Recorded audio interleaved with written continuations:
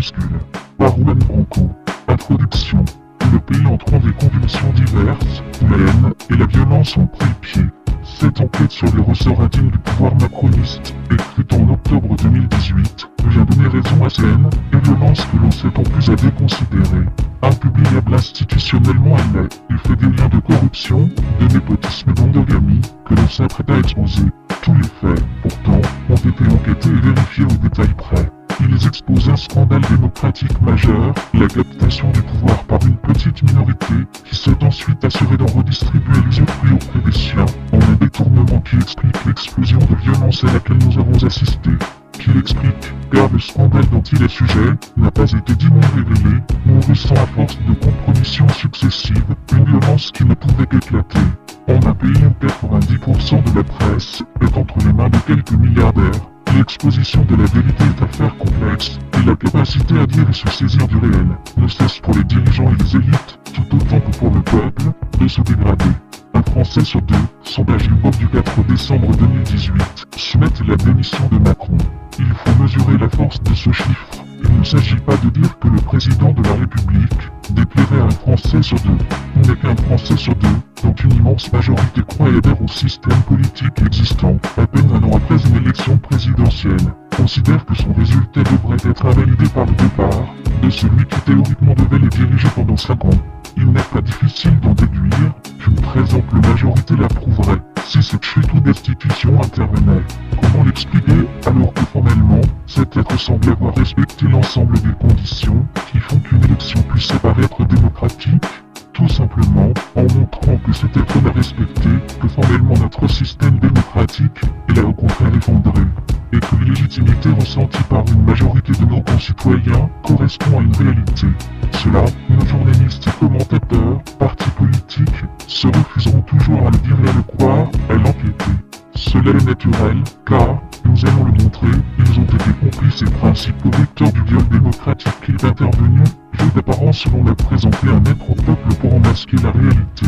Les mots sont durs, et pourtant, vous allez le découvrir, ils sont justifiés. Celui que nous nous apprêtons à abattre symboliquement a pris le pouvoir, littéralement, aux dépens des principes démocratiques et républicains auxquels nous adhérons et par lesquels nous demandons son départ ou sa destitution. Il n'y a nulle sédition dans l'appel au départ d'Emmanuel Macron, car c'est lui et les intérêts qui l'ont formé qui, pour prendre le pouvoir, se sont comportés en sédition. Mesurons l'importance de ces mots qui nous départissent d'un quelconque désaccord politique. C'est le sens même de notre confrontation à cet être, l'idée même que nous appartiendrions à un même ensemble qui s'en trouve affecté. Nous sommes en situation d'exceptionnalité. Remarquez la chose suivante. Aucune parole institutionnelle, dans les médias, les partis politiques ou ailleurs, ne se fait la porteuse de ce désir de destitution, alors que nous l'avons vu, il concerne à minima la moitié de la population. Aucun, à l'exception des Gilets jaunes, que l'on invitait traite avec folklore, pour les décrédibiliser sur les plateaux télévisés, ne s'est saisi de cette revendication principielle. Or c'est bien le rôle du médiatique et du politique, en une société démocratique et libérale, représentative, que de porter la parole et les intentions de la population. Si la chose n'intervient pas, et si elle n'intervient pas avec une telle férocité, alors le principe de notre régime s'en voit affecté. Cela, et cela seul justifierait la violence qui a explosé. Car comment ces êtres pourraient-ils se faire entendre, en un système où leur parole n'est pas seulement niée, mais tout simplement invisibilisée? En ce paradoxe que personne ne souhaite traiter, la preuve d'une défaillance profonde, d'un échec qu'il s'agit de corriger. La France insoumise elle-même, toute à sa quête de renouvellement, ne recherche qu'une dissolution parlementaire, dont on se demande bien ce qu'elle nous apporterait. Le Rassemblement national, paniqué, appelle au respect des institutions de la Ve République. Les autres sont insignifiants. Tous semblent pris dans la masse de ce qu'il conviendra d'appeler, et nous le justifierons, un système oligarchique, à savoir un espace public dominé par des individus, dont la fortune dépend directement et indirectement de l'État, et qui l'ont investi pour prendre le contrôle des médias, et ainsi s'assurer de la préservation de leurs intérêts au détriment du bien commun.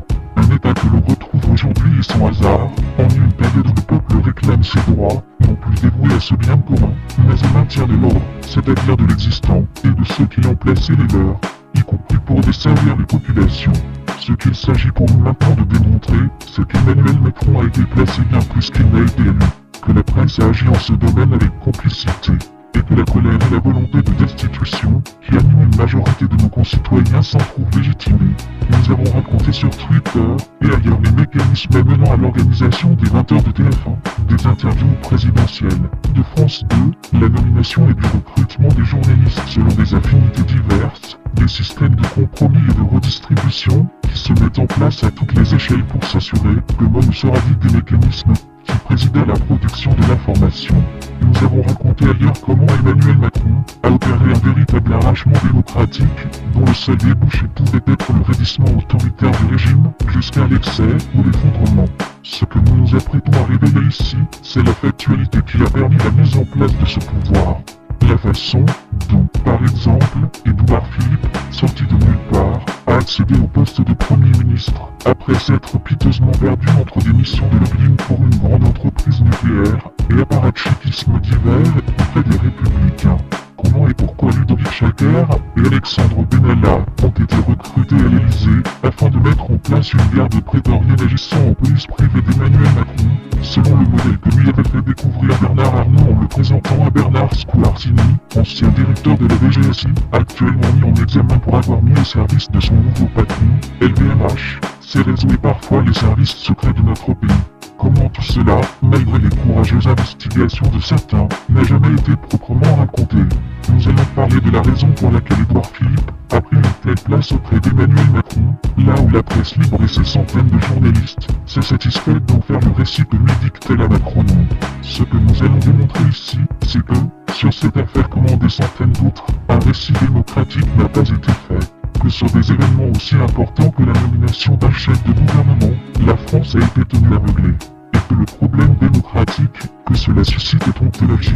Il menace notre régime en retirant à ses dirigeants toute légitimité, puisqu'en faisant de leur élection une farce visant à masquer les véritables ressorts les ayant propulsés.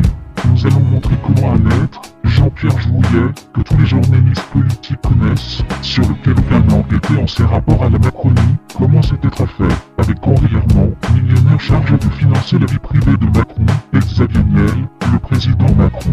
Mais aussi, et probablement en infraction avec la législation électorale, les jeunes avec Macron, comme le montrent les Macronleaks sous le nom de Kodachach, Raphaël Baquet et Ariane Chemin, journalistes que l'on pourrait considérer avec quelques autres comme les directrices effectives du Monde, pourtant parfaitement informées des réseaux que le personnage entretenait et auteur d'une enquête à son sujet. Sous François Hollande, se sont montrés formidablement taiseuses depuis l'élection de M. Macron. Ce qui sera ici démontré, c'est ce que le système mis en place par ces êtres a suffi à court-circuiter l'ensemble des garde-fous de notre démocratie et permis l'établissement d'un pouvoir dont la légitimité est à juste titre contestée, où l'entre-soi et le conflit d'intérêts ont été érigés en normes et où les hommes de pouvoir ont été intronisés pour maintenir l'ordre et piller. Ce qui va être démontré ici, c'est que ceux qui sont qualifiés par les petits soldats de l'ordre établi comme des violents, tous ces gilets jaunes qui ont été enraillés, sont ceux qui nul que les autres ont compris. Parce qu'ils se tiennent loin des jeux d'influence qui pourrissent le petit pari. Parce qu'ils ne bénéficient pas directement ou indirectement des prébendes pauvres l'État qui en acceptent l'asservissement, ils ont vu tout de suite les entourloups que l'on tentait de leur imposer. Ils ont compris sans avoir à l'entendre, entre autres, que la taxe carbone n'était qu'un habillage pour faire payer à tous ce que quelques-uns, par l'ISF, l'exit tax, la flat tax et mille autres dispositifs, récupéraient. Cette liaison entrefaite, cette discursivité, aucun membre de notre élite n'a cherché à la mettre en œuvre pendant cette période dans l'espace public. Ce sont eux qui étaient censés être illettrés qui l'ont exposé. Ce que ce texte entend démontrer, c'est que ce sont ceux qui réclament le départ du président et non ceux qui le défendent au nom des institutions qui se sont mis en les défenseurs de notre République et la démocratie. Il y a eu en France à partir du 24 novembre 2018 un soulèvement violent. Cette violence, contrairement à celle que nous infligent au quotidien, ceux qui se compromettent avec le système, a été tout sauf gratuite.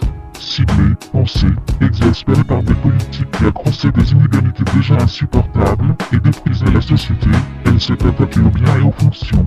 Libératrice, elle a été source de joie et de lien. Contenue, elle a été pensée. En une société où ce sont toujours les mêmes qui souffrent de l'incertitude, de la crainte de la perte de leur position et de la précarité, elle a inversé les rôles. Voilà que les bourgeois et les installés, voilà que les pilleurs et les profiteurs se mettaient à trembler.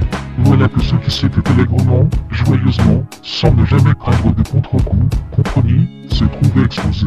Voilà pourquoi un être comme Monsieur Couturier se montre si véhément pour attaquer une révolution dont il sent qu'il en est le premier objet.